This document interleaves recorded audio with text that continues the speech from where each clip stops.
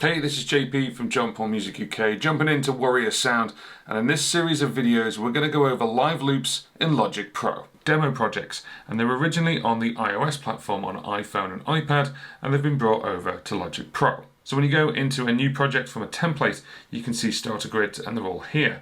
And I'm going to use the Flex and Flow one for today's demonstration. Now when you load up a demo project, it also loads up some plugins and loads up all the audio that's inside it. So here we are in the Live Loops project window, and it looks like Logic, but obviously a little bit different. So I'm going to take you through the differences right now. First of all, the top bar itself, where we've got our transport window and all the options there, haven't changed. What we're going to be looking at is just under here, where we've got a couple of extra options, and just further down as well. So first of all, we still got our edit functions in view, but we have our live loops grid and the tracks view grid, and you can actually have these side by side because of course you can record your performance and show which loops have been used and when you use them. Underneath that, we've still got add a new track and duplicate a track, but then what we've also now got is enable performance recording, and what that does is it records every time you click a loop and what order you clicked it in and when you clicked it, so you can actually record the performance of what you've played and where. On the right hand side we've got a couple of things. So we've got the quantized start, which is set to 1 bar. I'll go into what that is in a minute. We've got this circle here which will come alive when we start playing loops, and then we've also got the 2 arrows. Now the live loops are actually set as squares with circles inside them, but what you can do with this is it's just the grid zoom, so we can actually zoom it out to fill the whole page if you want to. But I'm not going to do that for this example, I'm just going to leave it as it is. Now on the left hand side, it's not any different than it is for Logic Pro in tracks mode. So you've got your instrument, whether it be a drummer, whether it's a MIDI, whether it's an audio instrument, or whether it is audio itself. But then we have these series of loops, and I can play each individual loop if I want to. So if I click this play button, it'll start playing the loop. It'll also start the project.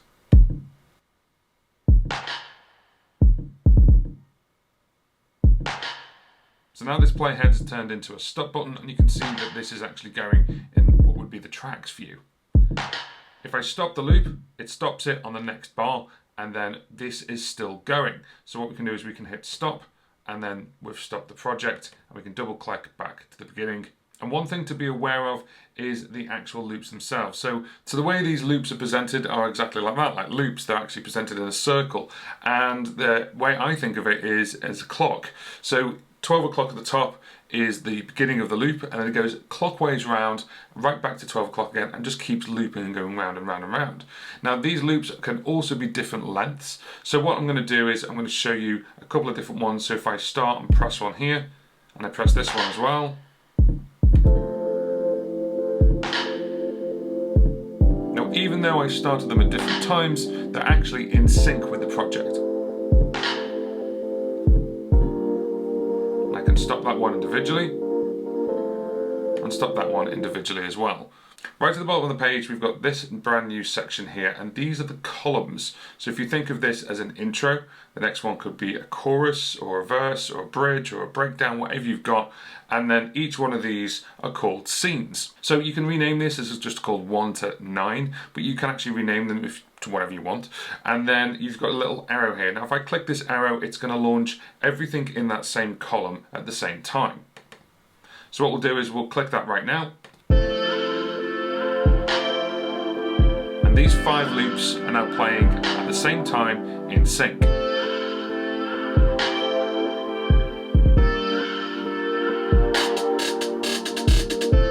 When we get back to the beginning, it just starts again. Now to stop them, I can just press stop on the project and double click, and then they're back to normal. One thing that you may be aware of, if you notice it there, that the loops go around in different lengths, but then they all stay in sync. Now if you click this triangle and then we just click stop once, you'll notice that the actual loops are kind of flashing, they're pulsing because they haven't finished yet. And if I click play, they'll start again, and this is what's called basically a preloaded loop. And you can actually have the preloaded loop. I can play it again, it'll just play that straight away, and I can stop that. So the flashing in Logic Pro is known as queuing. What you can do is you can actually queue a loop. So let's just say we want to start this, but I want to start 2 or 3 of them at the same time. So what we can do is we can right click or 2-finger click, and we can actually queue the loop. So now it's pulsing again. So I'm going to right click this one as well and cue this one at the same time. So now if I press play, only these two will start playing.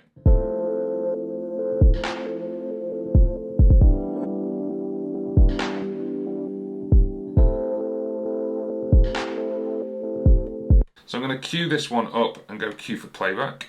I want to cue this one up and cue that for playback. And I'm going to cue this one up and cue that for playback. And let's cue one of the beats. Let's cue this one up. So now those individual ones are actually flashing as opposed to a whole column. So now if we hit play, those loops will play. Now you need to understand your loops because these could be out of tune, it could be a different section of the song, but let's have a listen, let's see what it sounds like anyway.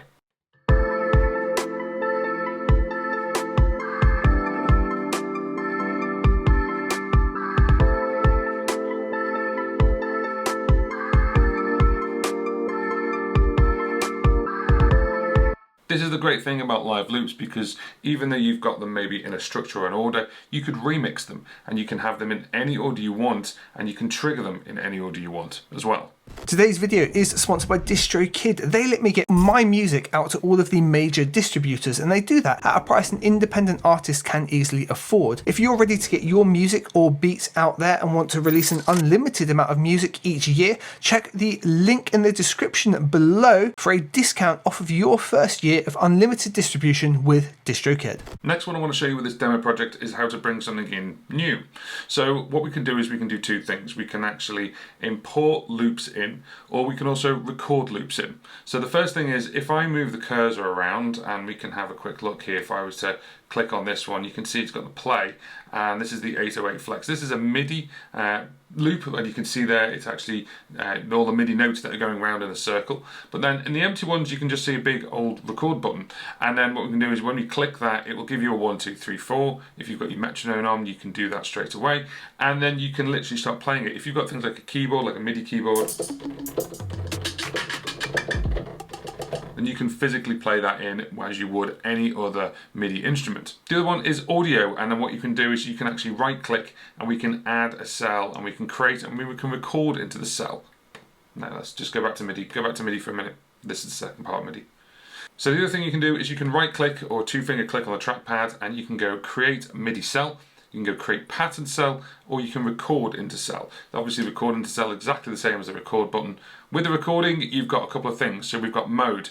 So what this will do is this could replace, merge, or do takes. With MIDI, of course, you can merge. So if you want to play something really complex, you could play it in bits, and then as it goes round to the next loop, you could play the next bit and the next bit and just add it all in. You can replace it, so as you go to the next loop, it could replace it, or you can do it in takes. So you go best take out of 5, and then you could pick the best one that you want. The record length is automatic as standard, but what you can do is you can actually dictate what the cell length is, or you can also do automatic by bars or by beats. Then the last thing is what to do when you get to the end of the recording. So for this, it's in continue recording, and you could have it in merge. Of course, you could just carry on playing until you're happy. Or what you can do is you can change it straight to play mode. If you're familiar with things like loop pedals and live loop pedals or live loop machines, this is what happens when you play something, and it's called overdub mode, and then it goes into play mode. Let's move over to audio. So from MIDI, we go over to audio. Now what we can do is we can right click there, we can add an audio file and drag one in if you've got maybe samples from another project, or if you've got basically loops from somewhere else.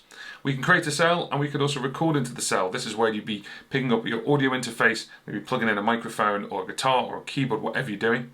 And again, recording, we've got those 3 options. So mode this time is in takes or replace. You can't merge. So this is basically where the takes or replace, and you can't merge one audio on top of another. You can either do takes or replace.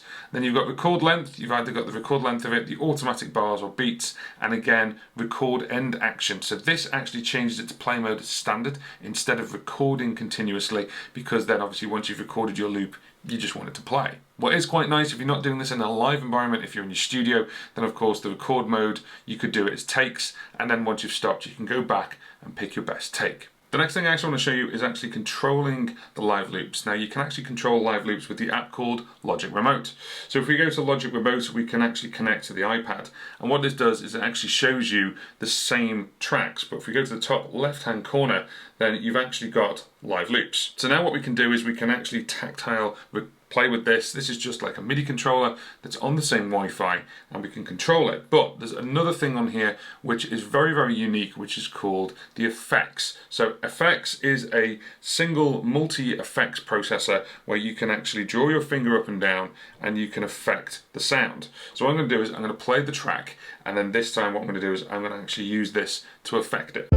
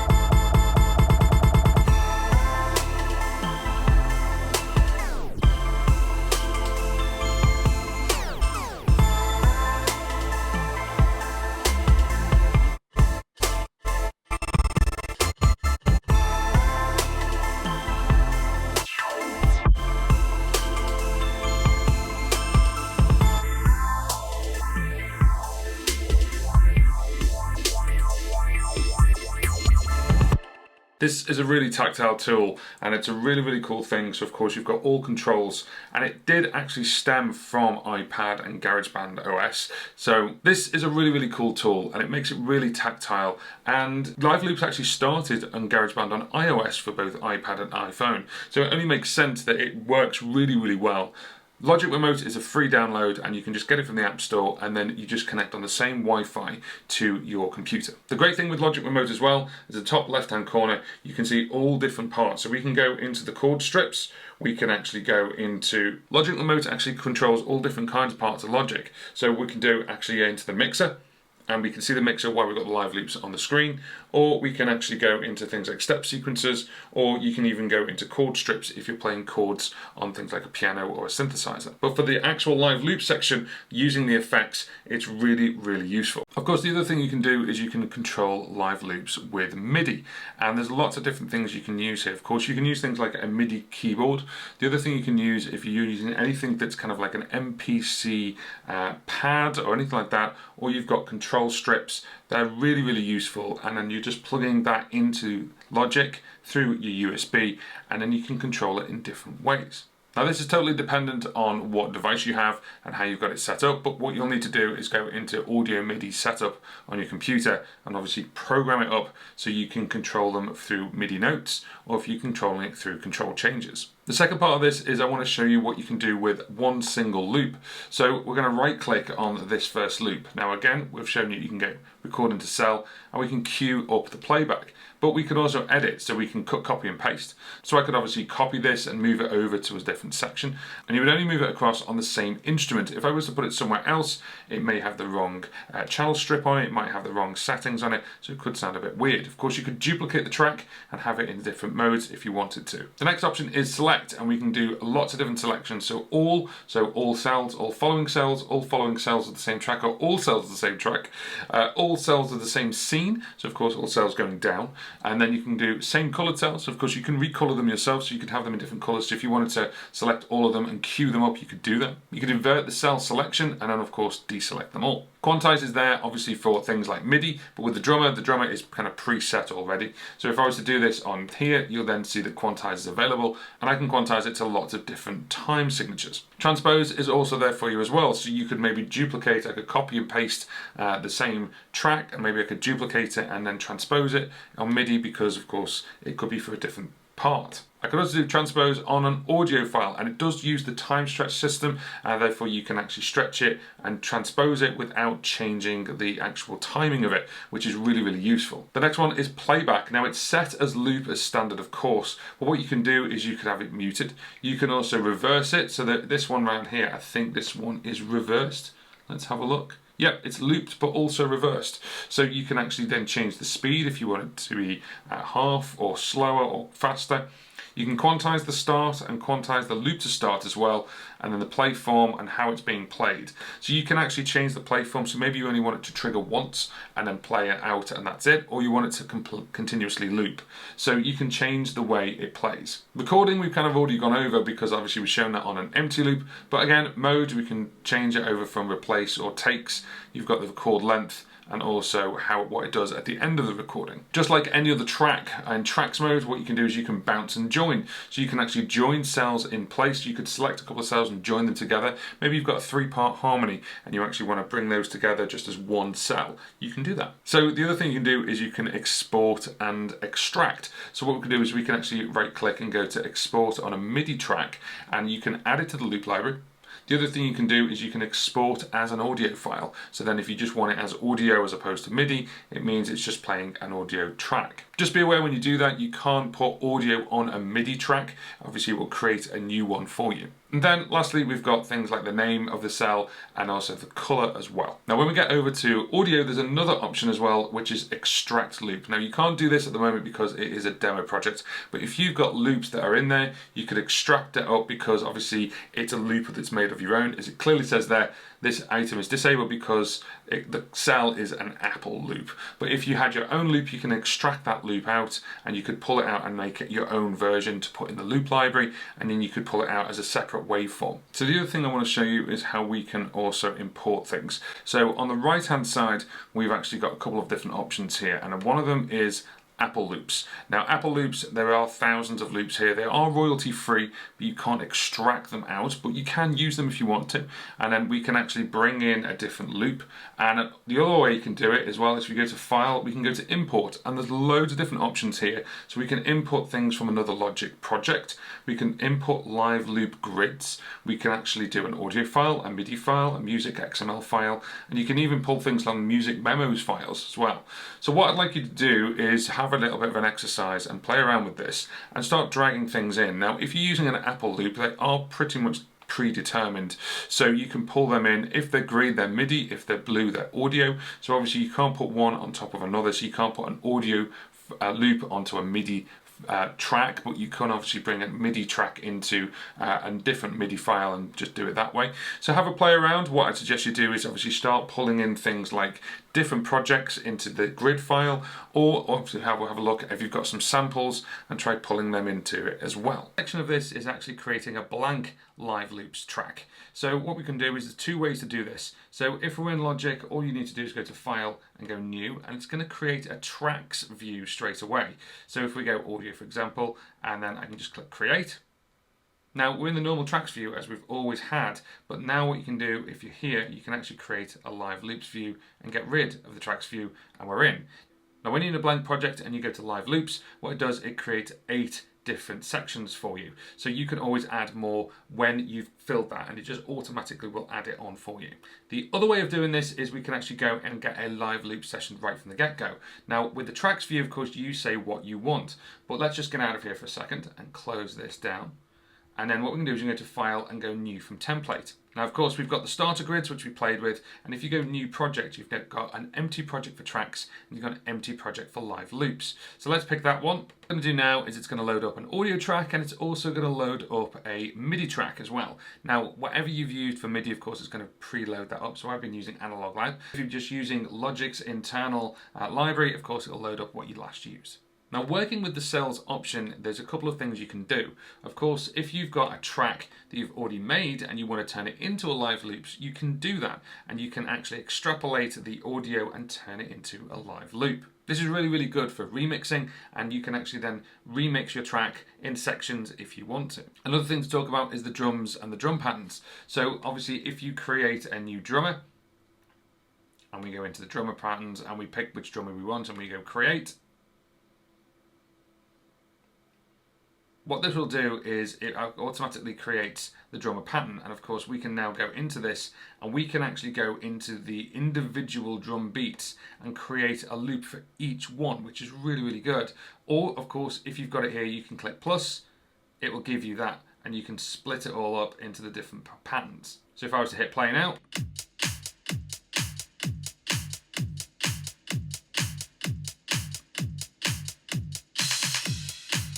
actually shows you all the bits that it's using for that pattern. And this is great because, of course, we can then mix it exactly the same you would in tracks. So next I want to show you how we can record. So I've got an instrument here and I've created a little bass line. So next I want to show you how we can record, and I've got a bass sound here. And what I want to do is I'm going to record it into that cell.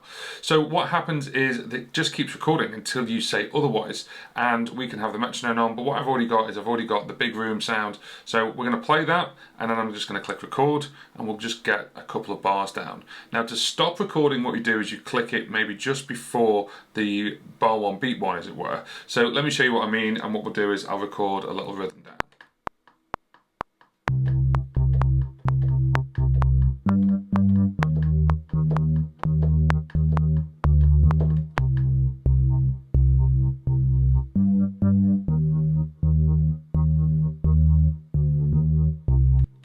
So there we go, we recorded it. Now, I didn't actually play the best that I can, so what we can do is we can now right-click this and quantize, just like you would for any other MIDI track. It's just a loop.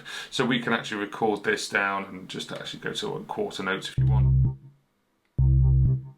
Or we can obviously go over and we go to 8 notes.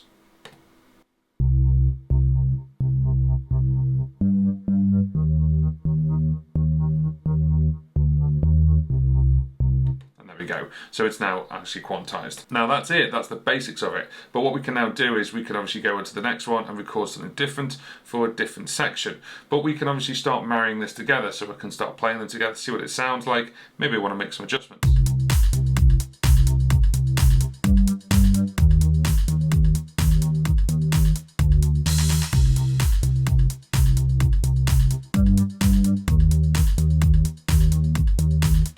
Great.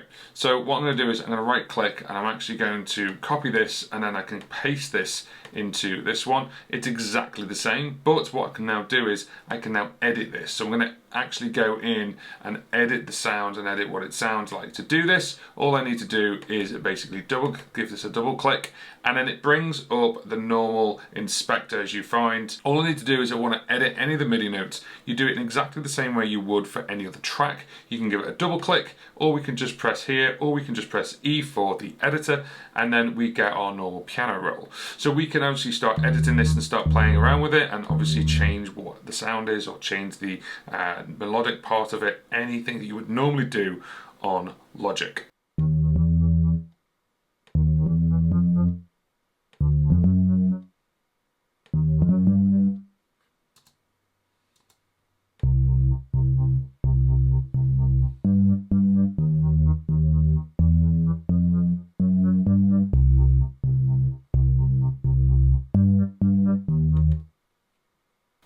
So I've just made a quick change here, and I've just changed it over a couple of notes at the end. And then obviously this is all called Inst1, instrument 1. So we can actually rename this if you need to. So we can just give this a completely different name, and you can name each individual cell if you wish to. So I'm going to call this instrument like bass verse. And then I can call this one by right clicking, go to name and rename the cell bass chorus. So it's just a graphical representation for you. It's just so you can see where you are. You can even go into here and you can actually rename the cue if you wanted to. So you could call that verse, call the other one chorus. So we can actually look at calling it different things. We could recolor it. It's just for you and representation, so you can actually get and navigate around your loops really, really quickly. It's just for you, so you can navigate around your loops really quickly.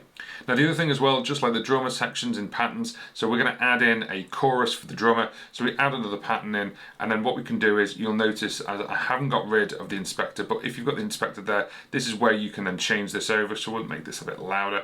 We can actually just add in a couple of different things. Let's add some percussion in, and you can see the loop is actually changing just like it does on drummer. So let's play this one.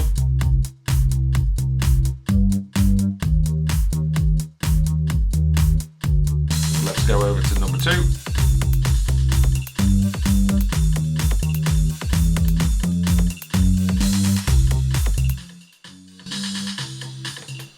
And there we we go. We've got some differences with the same pattern. So the next thing to play around with is audio. And what we can do is we can actually right click and add an audio file. So if you do that, it just brings up the Finder and asks you what audio file you want. Of course, if you've got your own samples, you can bring that in. The other way you can do it is you can actually create a cell first. So we can actually create a cell, and then you can see here in the inspector. So you can create a cell first, and you can see here in the editor what the size of that cell is. So it's actually 4 bars long, and we can change this, and we can change the length of that if you need it to. Now, of course, if I hit play, it's just going to play an empty track. And it's going to play that for 4 bars and just go back to the beginning. Now, the reason you would do that is because if you wanted to actually bring in little parts of samples, maybe you've got only very, very small snippets, you want to drop it in at different points, you can do that because you're creating a cell of samples, so you can actually create that. So the reason you would do that is because you can actually drop in more than one samples. You could obviously drop in a couple of samples, obviously all in one cell. But for now, I'm going to get rid of that. So we go edit and go delete, and let's go and add a record into cell. So this is the part where you might want to bring in something like obviously a microphone, or you're bringing in a guitar. So if we go record into cell, we got our 1, 2, 3, 4 again. Of course, it's just listening. At the moment, all it can hear is the metronome, so I'm going to turn that off. And it just keeps recording. So it's gone beyond the 4 bars until I tell it don't record. You could record for as long as you like. If you want it to be a loop, obviously you might want to keep it short. You want to have it longer. It could be 16 bars long. Maybe it's a whole verse. You could record your whole verse for the vocals or the harmonies, or your guitar, whatever it's going to be. Now, once I click this, there we go, it starts playing it again, and automatically it starts analysing it, because of course we can get into this, we can start playing around with it if we want to. Again, just remember the same channel strips are there for you, so if we were to actually stop that for a second and we went into the tracks view, it's exactly the same channel strip system, and also anything that you've got there for the individual sections. So you've got audio 1, we've got instrument 1, and we've got the drummer there. Now the great thing about this, as I said before, is you can set it up so it does takes. So if you're just playing a solo, you want to get that absolutely right, or you're playing something like a rhythm, you want to make sure it's right. You could set it so it only does 4 bars or 16 bars or 8 bars, whatever you want it to be, and then it'll roll back to the beginning and just keep recording. I've got this set that as I hit record and then I hit stop recording, it goes into play mode, but then you could hit it and it would actually go back to bar 1, beat 1 and record take number 2. And the other thing as well is if you've got a couple of things that you go, cool, I could actually use that maybe in a different project, you can bounce that cell. So we talked about this before, but what we can do is we can actually bounce it down and bounce the cell into place, and then that way you've actually got that as a bounce cell with all the effects, all the compressors, all your effects from that channel bounced actually inside that cell. The reason you might want to do that is because of course you might just want one effect on the vocal, maybe it's like a radio style effect, and then you can actually bounce it in place. So then it just, well, you need to give it a brand new name, and then you can obviously include all the different plugins as well, and then it'll actually just replace it, but with that audio sample. So working with cells, what I'd like you to do is I'd like you to actually start creating your own track. What I want you to do is start with the drummer, and then just pick the drums that you like, and then add a new section in, and then start playing around with what it sounds like. Maybe you want to create a 4 or 8 section loop system, and then you've got maybe the intro, a verse, a chorus. What I'd also like you to do as well is actually title them. So start structuring out your song. This is a really great way, even if you look at things in the track view, sometimes it can look a little bit like, I don't know what to add in here. Whereas with the loops view, what you can do is you can go, do you know what, I've got too many drums in here, I want to actually make it a little bit simpler, or I want to add some harmonies in this section. So the loops view can actually help you with structure of your song. So this next section is basically making a loop from scratch, making a track from scratch. What we're going to do is we're going to go into new from template, and we're going to go into live loops, and it's going to create the track project for us, and that's fine. And we're not going to use any of the Apple loops, so I'm going to get rid of that. I've also got my keyboard down here. This is the Keylab 49, doesn't matter which keyboard it is, it's a MIDI keyboard. Also got the iPad running Logic Remote, and the iPad's really, really useful for things like this. If you haven't got things like keys, or you haven't even got a MIDI keyboard of any kind, Logic Remote can actually show you a keyboard on the display, so you can start playing it. You can actually play the basics of it, and you could add things in. So if it's MIDI, you could just keep recording until it sounds flush. We've got our instruments, we've got our audio. I'm going to use the instrument here, so let's grab the Alchemy synth, which is already loaded up. Okay, so we've got the Alchemy synth. Let's see what we have. Let's go record. Cool. What we're going to do is we're going to grab a little sound. So let's just grab something.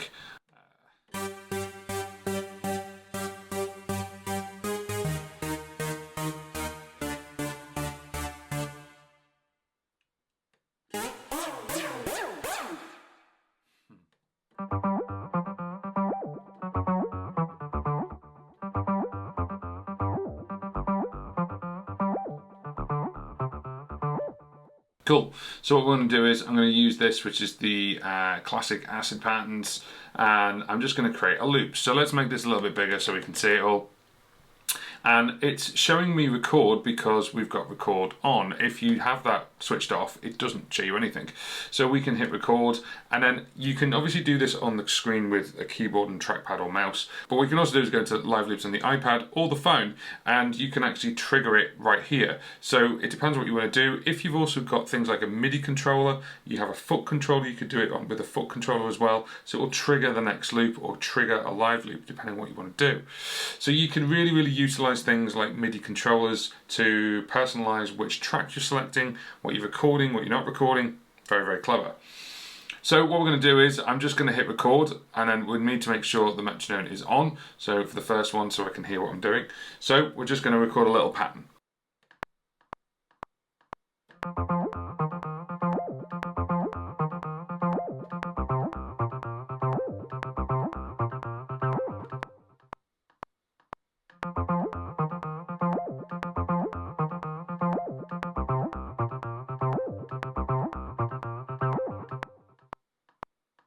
So what we can do is we can actually double tap this and double tap where it says the actual name, and it brings up the editor. So what we need to do is we need to change the editor, and we need to actually tell it to only play 4 bars.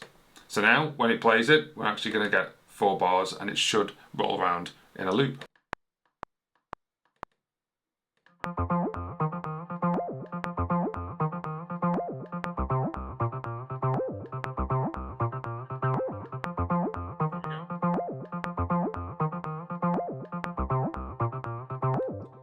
Now, of course, at the moment this was just played live. We can go in there and quantize the sound. So you can either do that in the editor and grab each individual. Note and do it yourself, or you can do into quantize and auto quantize by selecting the notes. Or what you can do is, if you don't have the editor open, you can right-click or 2-finger click on the trackpad, and then you can actually go into quantize here really quickly, and it'll quantize the whole pattern, which is great because obviously we can just shift that along, and you can see there that moved. Even if I only had one note selected, if I quantize the whole pattern, that's exactly what it's going to do. Next, I want to add a different line. So what we're going to do is I'm just going to grab a new software instrument from Alchemy.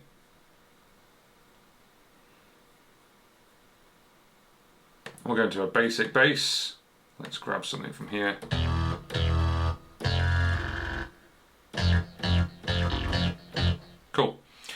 Cool, so we're going to record that, but what we're going to do is we're going to actually play the acid patterns first so I can get a sense of rhythm, and then we'll hit record and get a bass line in.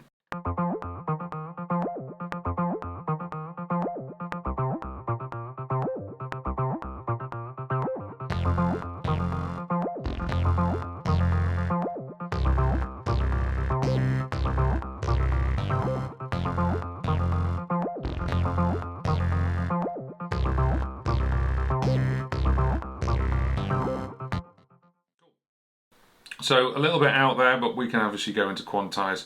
We can quantize that to 8 notes and just shift that along. Now at this moment in time, everything we're doing is playing with MIDI, and we can just carry on recording if you want to record and just add different sections. We could also copy these over, so we could actually do copy and paste and then just change them in the editor if you wanted to. The other thing as well is audio. So what we can now do is we could then pick an audio source, an audio source like a microphone or a guitar, and what we can then do is when we hit record, we can then actually start recording in audio. The thing with this as well is you need to obviously then be very careful because you need to make sure you wear headphones so you're not recording obviously the sound of what's coming out of the computer. So for this example, I'm not going to do that. I'm just going to show you that you can record. And the other thing as well, as I said in an earlier video, is On the MIDI side, you can actually just continue to keep recording and overdubbing. So at the moment I've got it, when I click it, it goes into play mode. But what we can do on this one, for example, we can actually then overdub on it, which is basically, I think they call it merge. Where are we? Let's have a look. Recording mode. Yeah, merge. In a looping world, a looping environment with looping pedals, people call it overdubbing, and you can merge. So as you record one thing, you can record another thing. The other thing stays there, so then you record both on top. So let me show you that.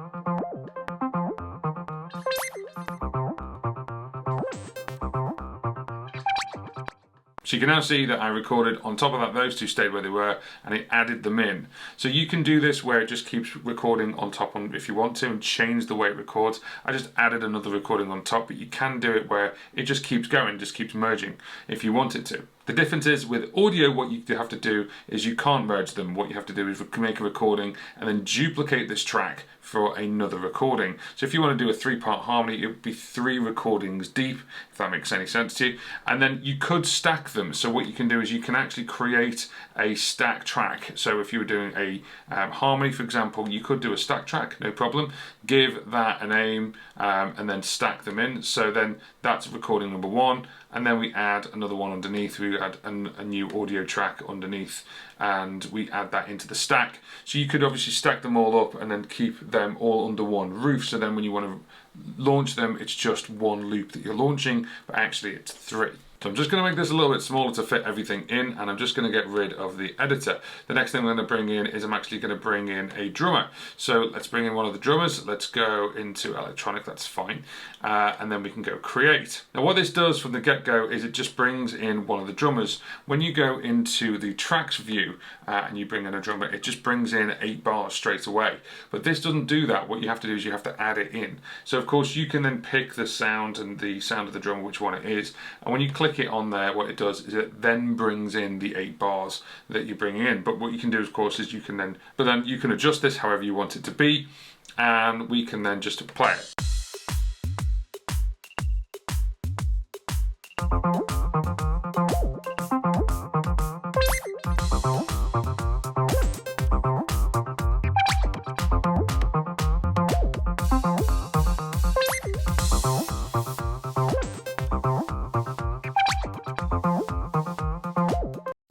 So I've added in the big room there, and that's what I wanted, the Euphoria one. Now with this acid pattern, what I'm going to do is I'm actually going to copy it and then go into paste, and I'm going to paste it into here. The reason is because that bit, the high bits in this one, I don't want them. So what I'm going to do is I'm actually going to get rid of the high bit. So what I'm going to do is I'm going to get rid of them, and we're just going to make sure audio is off. There we go. So we're just going to grab them. There we go. And we're going to delete them. So they're not in this one, but they are in this one. So we can start pulling things out. So this could be our intro before we introduce the higher parts.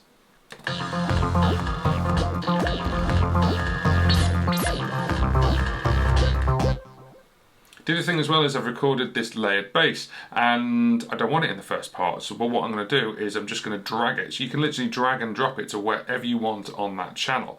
Now I can't put it in a audio bit. It says there it is not a MIDI track, and I'm going to leave it there. And if you had an audio one and drag it down, it would say it's not an audio track, so you can't mix and match them together. They have to be on their own tracks. So the next part is audio itself. So what I've done is I've turned my audio interface on for the microphone. So let me just bring the microphone in here, and as you can see it's bouncing up and down at the moment. We've got that kind of set up in Logic, and what I'm going to do is I'm going to record just a quick sort of ah part to add this into our very strange dance track that we're creating. So I'm going to add this in just as a track. What I'm going to need to do though is obviously turn down the speakers, make sure it doesn't come into here, and wear headphones. Okay, so we're going to record. So I've got this now set up with I'm going to put this on some kind of tracking vocal. There we go. Just to give it a little bit there. And then we can put it on monitoring if I want to, so I can hear it myself, but I don't want to do that right now.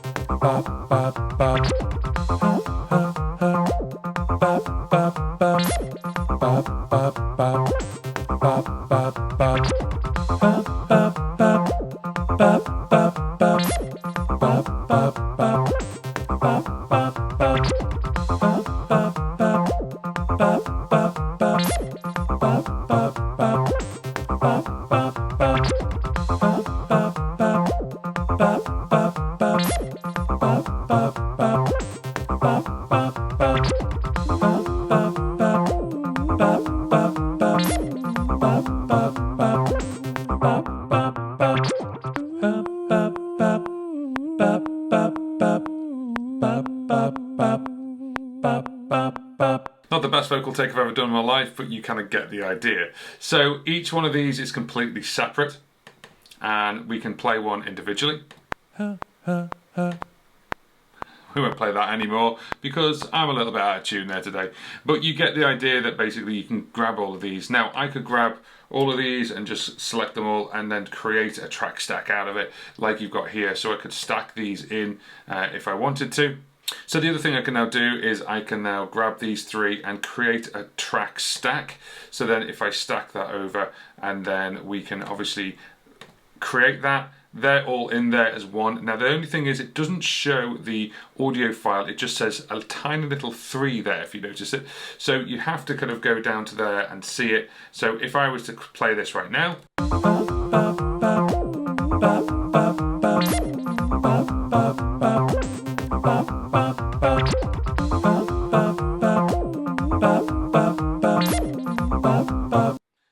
Actual stacking is there for just making sure it's all neat and tidy, and you can obviously put it in one place and change things, the volume and the channel strip. But if you want to stop the loops individually, you still have to go inside because it never assumes that's what you want to do. So you can actually stop them yourself by dropping the track stack down and obviously having a look at that. Now the other side of this is the fact that I've actually been doing that live right in the moment, and you could actually live on stage do this where you could record in the moment just with the right buttons. So assigning something like a MIDI controller or a MIDI keyboard or an MPC or anything like that with the right programs, you can actually have that where you could select a track, hit record, and it could record in live. There have actually been people creating live loop performances that are on things like YouTube and also live streaming them as well. The great part about this, of course, is that you have all the bits that you need. You could obviously set it up with the right instruments,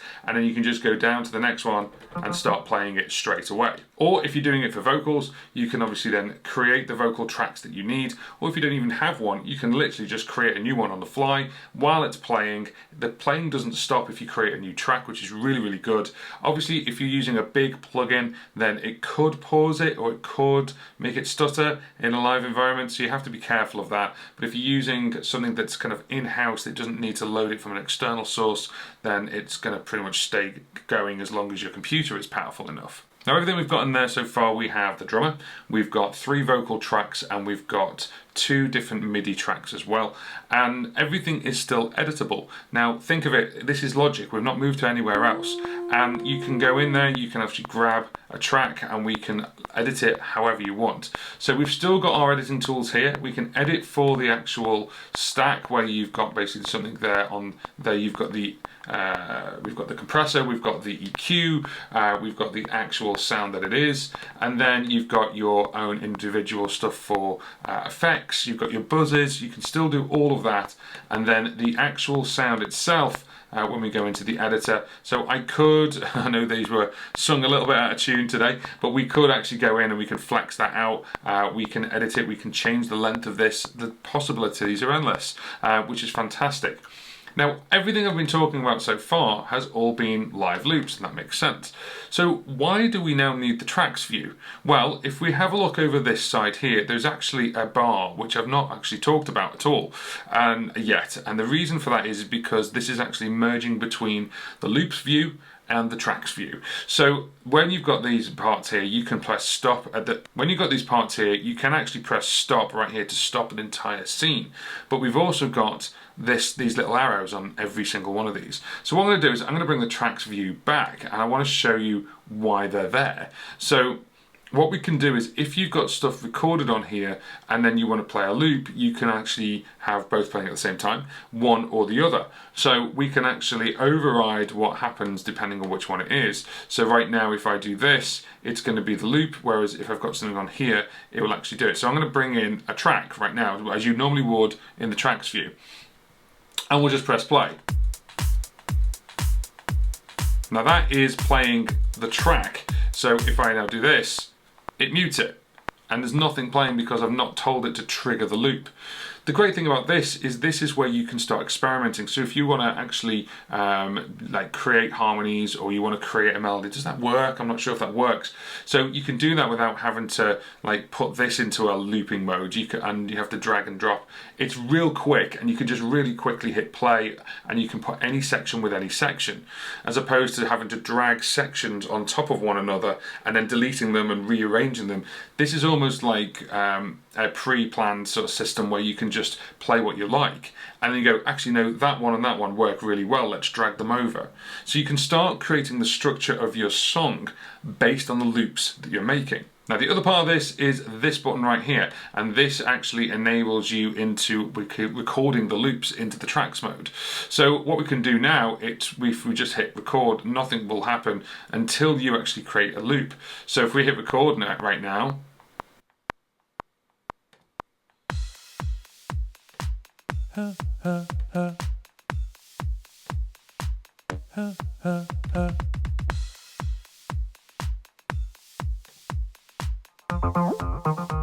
so right away we've got a couple of different things there. Now the other button that I want to talk about, which is really important, is this button right here. This basically is enabling performance recording. What this does when you turn it on, it doesn't start recording straight away, but it enables you to record the loops that you've made into the tracks view. So what this means is we can actually start recording. Now one thing you need to do is you want to keep recording, keep going, and tracks view of course is turning off the looping system on the tracks view, which is a bit confusing. But as long as that's grey, it'll just keep going. So now what we can do is we can hit record on the main project, and then what this will do is it will then record, and we can actually set this. So I'm going to set this up to cue the cell back to play straight away, and then when we go into record mode, it'll start playing.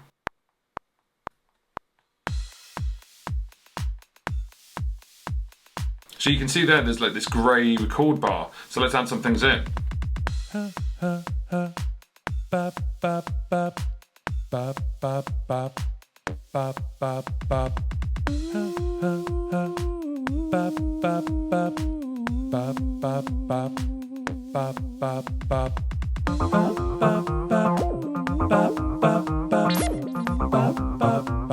Let's do a whole new scene.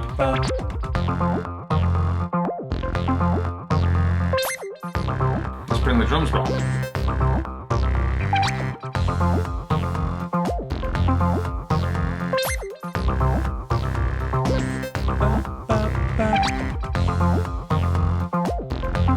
So let's click stop. Now what's happened there is it's recorded it, but it's all grey, because what we've done is we're still in record mode. If we take that off and then we stop everything, you'll notice now that they're not greyed out. The only ones that are greyed out are ones that are in the stack. So we can actually do that, and then it will play them no problem. So this is really cool, because then what we've done is we've just created our own track based on the performance that we did here. Now I could record this in a million different ways, and then this tracks view, and then once you're finished with that, you could get rid of the loops view and then here's your track, just like it always is in Logic.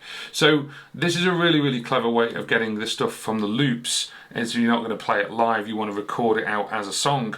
Then you're back to your normal tracks view for editing and for changing things. You can obviously do that, no problem. The other thing as well is when you've got them both up, you just need to be aware of this button here. So this button here literally tells Logic which one it's going to be paying attention to. So whether you're going to be on the loop side or you're going to be on the track side. So if I actually now say I want it to be on the track side for everything, let's just make sure that's right. Yeah, there we go. Now they're all lit up in colours.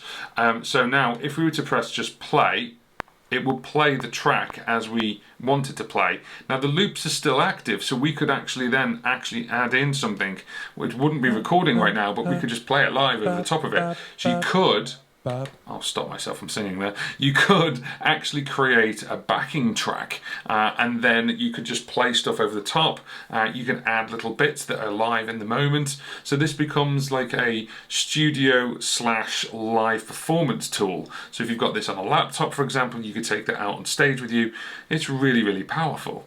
Now it doesn't stop there. If you've got an iPhone or an iPad and we've got Logic Remote, then of course what we can do is we can actually go over to things like the mixer. We've got obviously the effects channel there, so we can actually add the effects in as it's playing either the live loops or as it's playing the track. So we could obviously then start playing the track. I could use the mixer to actually adjust it, or you could obviously then use chord strips or live loops, and I could trigger the live loops exactly the same whilst you're in the tracks view. So even though I'm in the tracks view on this computer, on the iPad right now, I'm in the live loops view. So I could just let that play, and then I could just be playing around and adding things on top.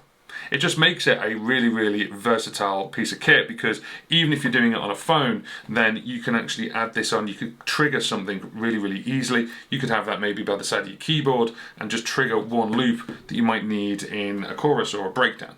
So a couple of tips and tricks for you, certainly when you're using both live loops and the tracks view together. One thing you can do, first of all, let's go down to the bottom here to the scenes. So on the live loop section, we've got the scenes. So you can select different scenes here, and if we right click on the scene on the arrow, then you've got a brand new menu.